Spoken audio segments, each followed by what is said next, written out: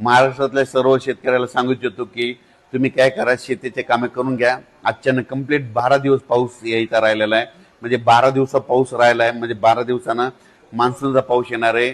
म्हणून हे सर्वप्रथम शेतकऱ्यांनी अंदाज लक्षात घ्यायचा आणि शेतीचे कामे करून घ्यायचे.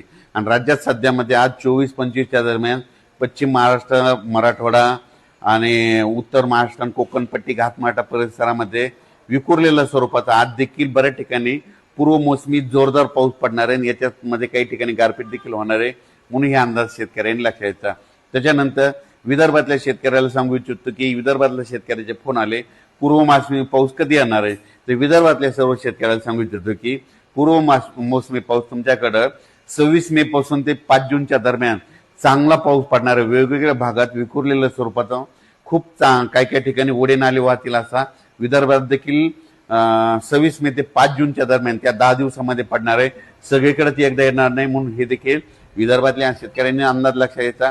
पण विदर्भातल्या शेतकऱ्याला सांगू इच्छितो की तुम्ही काय करा, शेतीचे कामे करून घ्या, शेत तयार करून घ्या, कारण की तुमची पेरणी जरा यावर्षी लवकर होण्याची चान्स आहे. कारण की यावर्षी पाऊस शॉर्टकट मार्गाने येत असल्यामुळं, मान्सून शॉर्टकट मार्गाने येत असल्यामुळे तुमच्याकडे देखील मोसमी पाऊस लवकर दाखल होणार आहे. म्हणून शेतीची कामे विदर्भातल्या 6, 5, 11 जिल्ह्यांमध्ये वर्धा, नागपूर, भंडारा, गोंदिया, चंद्रपूर, यवतमाळ, वाशिम, हिंगोली, त्याच्यानंतर बुलढाणा, अकोला, अमरावती, इकडे नांदेड जिल्हा, यवतमाळ जिल्ह्यातल्या शेतकऱ्यांनी शेतीचे कामं करून घ्या. कारण की पूर्व मोसमी पाऊस तुम्हाला पडणार आहे, त्याच्या पाठीमागून लगेच मोसमी पाऊस येणार आहे, म्हणून तुमच्यासाठी खूप चांगलं वातावरण राहणार आहे. म्हणून हे देखील लक्षात घ्यायचं. परभणी जिल्ह्यातल्या शेतकऱ्यांनी देखील शेतीची कामे करून घ्यायची, कारण की परभणी जिल्ह्यात देखील काय होणार आहे, म्हणजे मराठवाड्यात देखील काय होणार, मराठवाड्यात देखील तुम्हाला सांगतो, परभणी जिल्हा झालं, लातूर जिल्हा झालं, बीड जिल्हा झालं, धाराशिव जिल्हा झालं, ह्या पट्ट्यामध्ये काय होणार, पूर्व मोसमी पाऊस काय होणार आहे, अगोदर थोडा जास्त पडत असल्यामुळे काही भागामध्ये जास्त पडणार आहे. पण मराठवाड्यातल्या शेतकऱ्यांनी तुम्ही काय करायचं, अचानक कंप्लीट आपल्याला पाऊस येण्यासाठी 12 दिवस शिल्लक राहणार आहे, 5-7 जूनला पाऊस येणार आहे, म्हणून हा अंदाज लक्षात घ्यायचा. पण बदल झाला तर त्याचा परत निषेध दिला. पण माझं म्हणणं आहे, तोपर्यंत आपण आपल्या शेतीचे कामं करून घेणे सगळ्यात महत्वाचं आहे. उत्तर महाराष्ट्रातल्या शेतकऱ्यासाठी एक आनंदाची बातमी, उत्तर महाराष्ट्रातील काय होणार आहे, म्हणजे 26-27 मेच्या दरम्यान देखील पूर्व मोसमी पाऊस बरसणार आहे. आणि उत्तर महाराष्ट्रात देखील काय होणार आहे, म्हणजे 1 जूनच्या नंतर देखील बऱ्याच ठिकाणी तिकडल्या भागात देखील चांगला मान्सून पूर्व, नंदुरबार जिल्हा झाला, धुळे जिल्हा झाला, जळगाव जिल्हा झाला, नाशिक जिल्ह्यामध्ये पाऊस बरसणार आहे. म्हणून हे अंदाज लक्षात यायचा. पण उत्तर महाराष्ट्रातल्या शेतकऱ्याला सांगू इच्छितो की तुम्ही काय करा, म्हणजे 5 जूनच्या अगोदर तुमचे शेतीचे कामं सगळे रेडी करून ठेवा, कारण की मान्सून पूर्व पाऊस बी बरसणार आहे आणि त्याच्या पाठीमागून मान्सून येईल. म्हणून पीक यावर्षी पण सर्व शेतकऱ्याला सांगू इच्छितो की शेतीमध्ये पेरणी करत असताना, लागवडी करत असताना स्वतःचा निर्णय स्वतः घ्यायचा. जमिनीमध्ये ईदभर ओल गेल्याच्या नंतर तुम्ही पेरणीचा निर्णय घेऊ शकता. 4 बोट गेलं तर तुम्ही पेरणीचं पाणी पेरणीचा निर्णय घेणं हे तुम्ही तुमचं स्वतःचं ठरवायचं, आमच्यावर जबाबदारी नाही.